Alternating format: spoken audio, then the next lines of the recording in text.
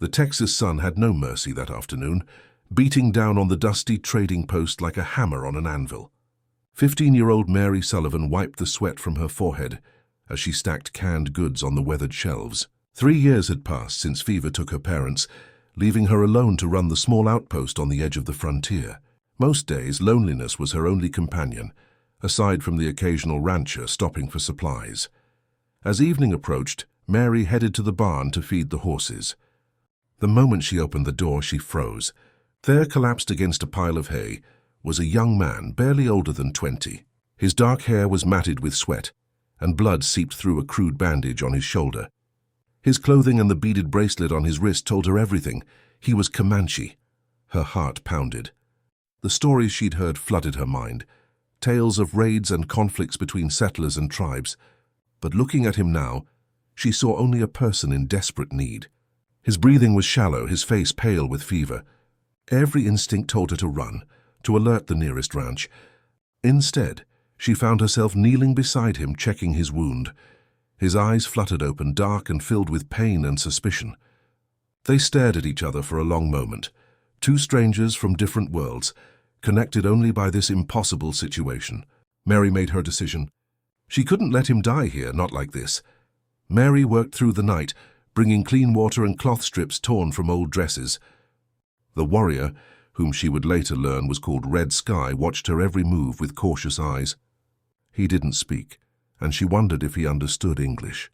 She didn't know any Comanche words, so she worked in silence, cleaning the gunshot wound on his shoulder with the gentle care her mother had once taught her. By morning, his fever had broken slightly. Mary brought him water and some dried meat. He accepted it with a slight nod, the first sign of acknowledgement between them. She knew the danger she was in, keeping him here. If any of the neighboring ranchers discovered a Comanche warrior hiding in her barn, there would be consequences. But she also knew what it meant to be alone and afraid. Throughout the day, Mary divided her time between running the trading post and checking on her unexpected guest. Mr. Henderson, a gruff cattle rancher, came by for ammunition and tobacco. She served him with her usual polite smile, all while her heart raced with the secret just 30 feet away in the barn. Every creak of the floorboards made her jump. That evening, as she brought Red Sky more food, she found him sitting up, stronger now. He looked at her with something new in his eyes, not gratitude exactly, but recognition. He understood she had chosen to help him when she could have easily turned him over. In that dusty Texas barn, a fragile bridge was beginning to form between two people who should have been enemies. 4 days passed, and Red Sky's strength slowly returned. Mary discovered he understood more English than she'd thought, when he quietly said thank you one evening. It was just 2 words, but they opened a door between them. She began to talk as she changed his bandages, telling him about her parents, about running the trading post alone, about the loneliness that filled every corner of the empty house. To her surprise, he listened, and sometimes in broken English mixed with hand gestures, he would share small pieces of his own story. He spoke of his younger sister, of hunting buffalo before they became scarce, of a band forced to move constantly as settlements expanded. Mary began to see past the stories she'd been told, seeing instead a person with hopes and losses just like her own. But their fragile peace shattered one afternoon when young Tommy Fletcher, the blacksmith's apprentice, burst into the trading post. He was agitated, talking fast about tracking marks he'd seen near the creek, convinced they were from hostile raiders. Mary's blood ran cold as she saw him heading toward the barn to check if she'd noticed anything unusual. She intercepted him quickly, insisting she'd seen nothing, distracting him with questions about his blacksmith work. Tommy finally left, but not before casting a suspicious glance toward the barn. Mary rushed back to warn Red Sky. When she opened the barn door, he was already standing, preparing to leave despite his still healing wound. She grabbed his arm, their eyes meeting. For the first time, she saw real fear in his face, not for himself, but for what might happen to her if he stayed. Red Sky insisted he had to leave before dawn, before putting Mary in more danger. But that night, as they sat in the barn's dim lamplight, something profound happened.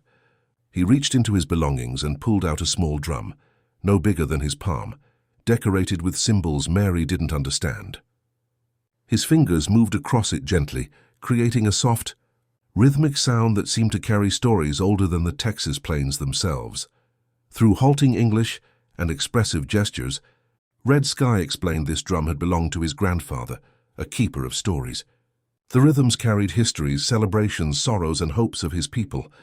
As he played, Mary closed her eyes and listened, truly listened.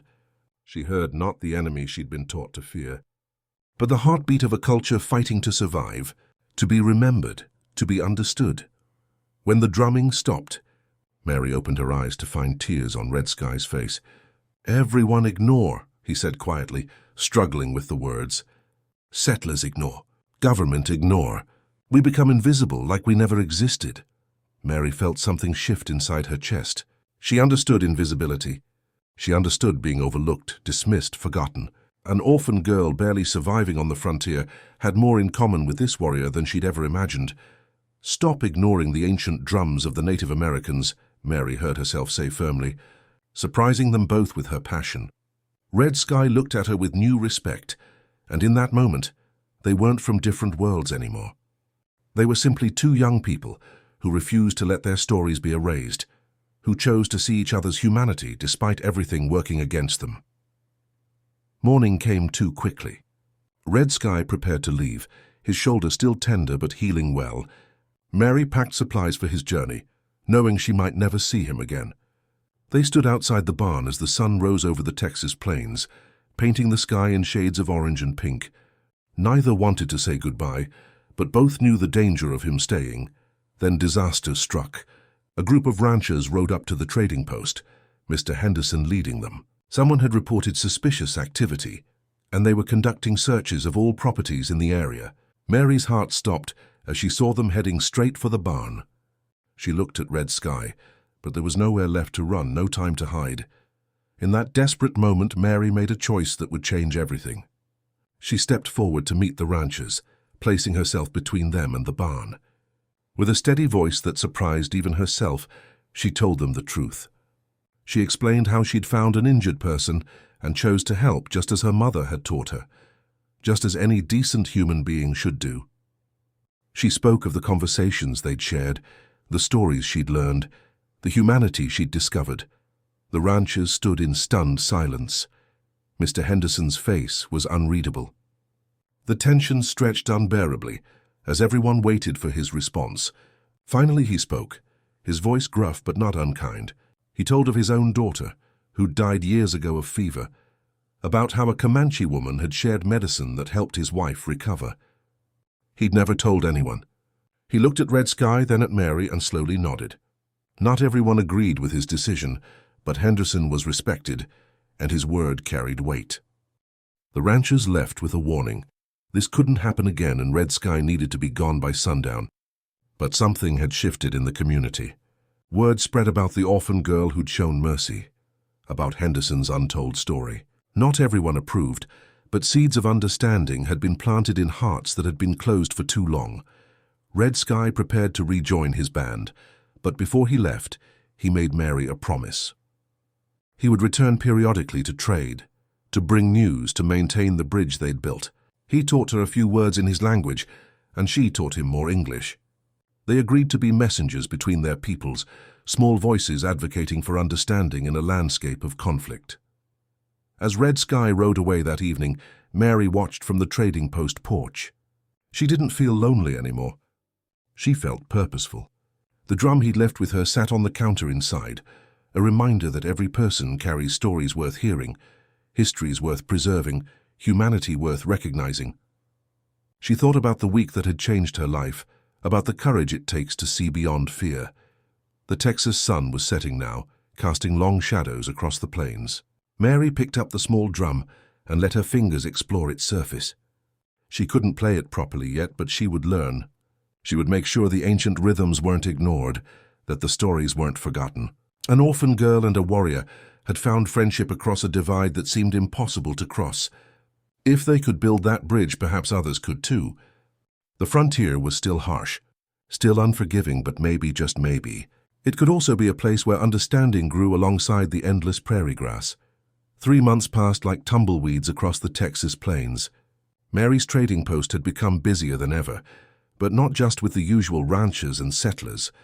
Word had spread about the girl who'd shown mercy, and travelers came curious, some supportive, others skeptical.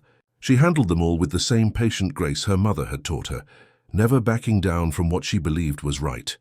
The small drum Red Sky had left sat prominently on her counter. Customers would ask about it, and Mary would tell them stories, carefully chosen ones about family, tradition, and the universal human need to be heard. Some scoffed and walked out. Others lingered, listening with unexpected interest. Mr. Henderson became an unlikely ally, occasionally sharing his own story when someone seemed particularly closed-minded. On a crisp autumn morning, Mary was sweeping the porch when she spotted a rider approaching. Her heart leaped as she recognized Red Sky's distinctive riding style. But he wasn't alone. Behind him rode 3 others from his band, including an older woman with silver streaks in her dark hair. Mary felt a flutter of nervousness. This was different from hiding one injured warrior. This was an open meeting, visible to anyone who might pass by. Red Sky dismounted and greeted her with a respectful nod. Through improved English, he introduced the woman as his aunt, a healer and respected elder named Morning Star. They had come to trade, but also to propose something unprecedented. Morning Star stepped forward, her weathered face kind but serious. She spoke in her native tongue with Red Sky translating. She wanted to establish a regular trading relationship, bringing handcrafted goods, herbs and knowledge in exchange for supplies they needed. It was a risk for both sides, but Morning Star believed it was time to try. Mary agreed immediately, her voice steady despite the magnitude of what they were proposing. Together, they set specific days each month when Red Sky's band could come to trade openly. Mary would prepare the community, and Morning Star would ensure her people came in peace, focused solely on mutual benefit.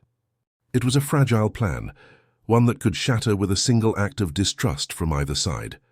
The first official trading day arrived with tension thick enough to cut. Mary had spent weeks preparing, talking to every customer, explaining her vision. Some ranchers promised to stay away entirely, wanting no part of it.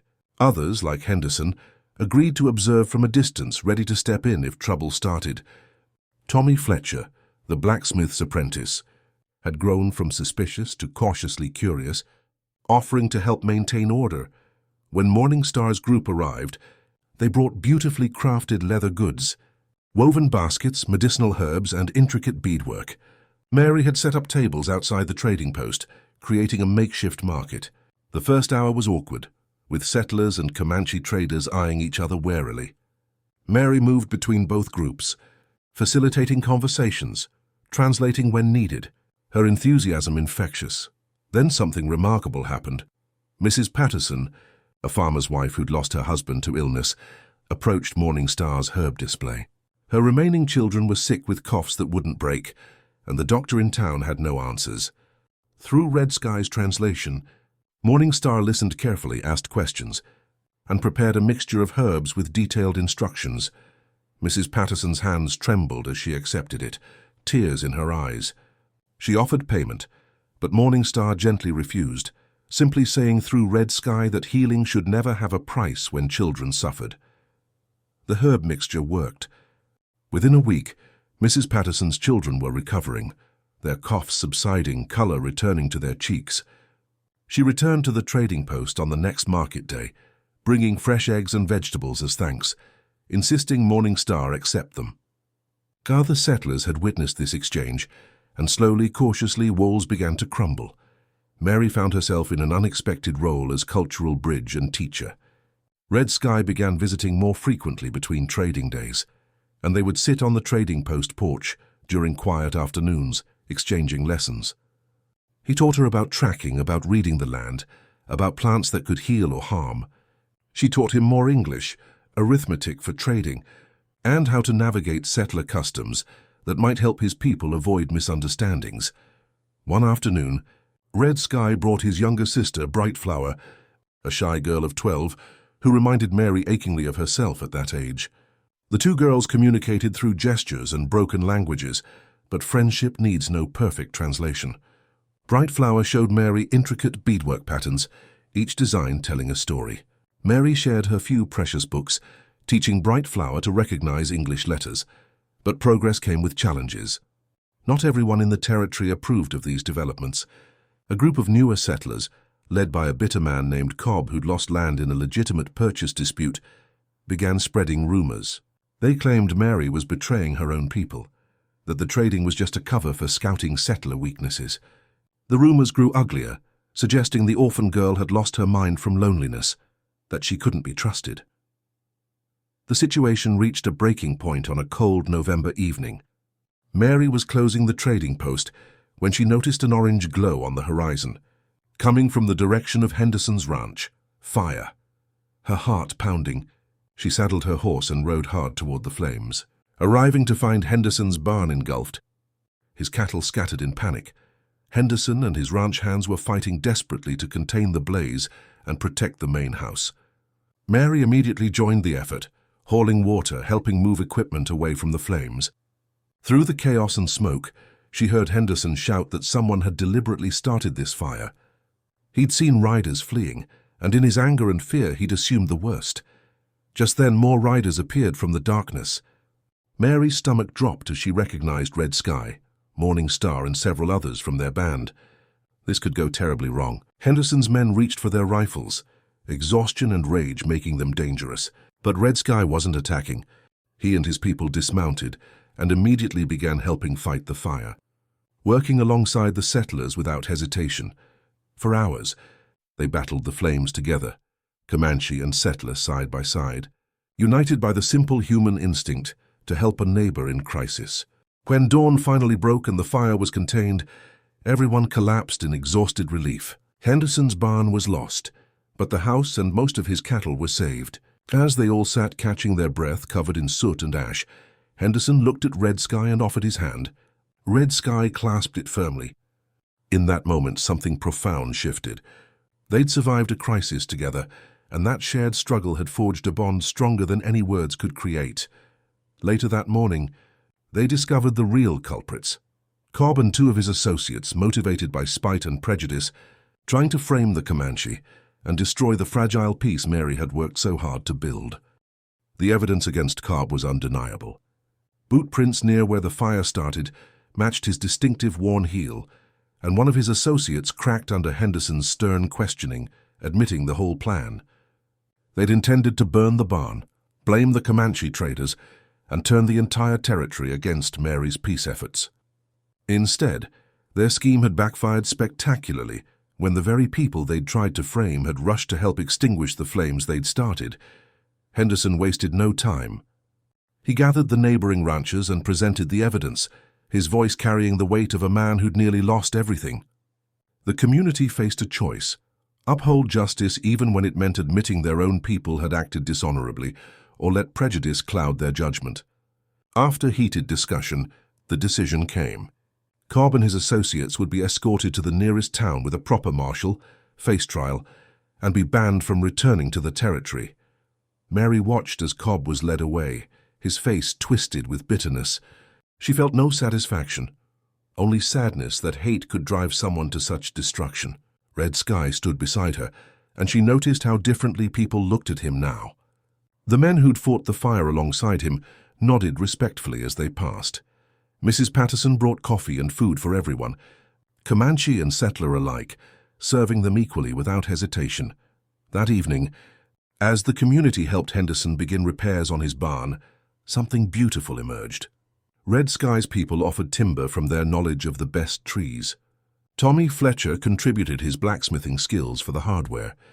The women organized food preparation, with Morning Star and settler wives working side by side, exchanging recipes and stories. The barn raising became a symbol of what was possible when people chose cooperation over conflict. Winter arrived early that year, blanketing the Texas plains in unexpected snow. The trading post became more than just a place of commerce.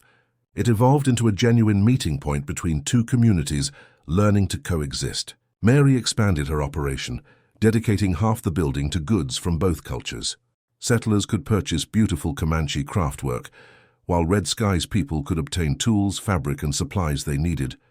Red Sky had become a regular presence, visiting twice weekly now. His English had improved dramatically, and he'd begun teaching Mary and a few interested settlers basic phrases in his language. Tommy Fletcher surprised everyone by showing genuine aptitude, practicing diligently until he could conduct simple conversations. The young blacksmith had transformed from suspicious observer to enthusiastic bridge builder. Bright Flower spent more time at the trading post too, and her friendship with Mary deepened. The two girls had created their own language of understanding, mixing English, Comanche, and expressive gestures. Bright Flower taught Mary traditional songs, while Mary helped her read simple English stories. They would sit by the fireplace on cold afternoons, two young women from different worlds who'd found sisterhood in the most unlikely place. But challenges persisted. Some settlers remained deeply uncomfortable with the changes. A few ranching families refused to participate in the trading days, keeping their distance and their distrust. Similarly, not everyone in Red Sky's band supported Morningstar's approach. Some younger warriors argued they were compromising too much, losing their identity by adapting to settler ways. The path forward wasn't smooth, but it was being walked nonetheless. Spring brought new life to the plains and an unexpected proposition. Henderson approached Mary one warm April morning with a serious expression.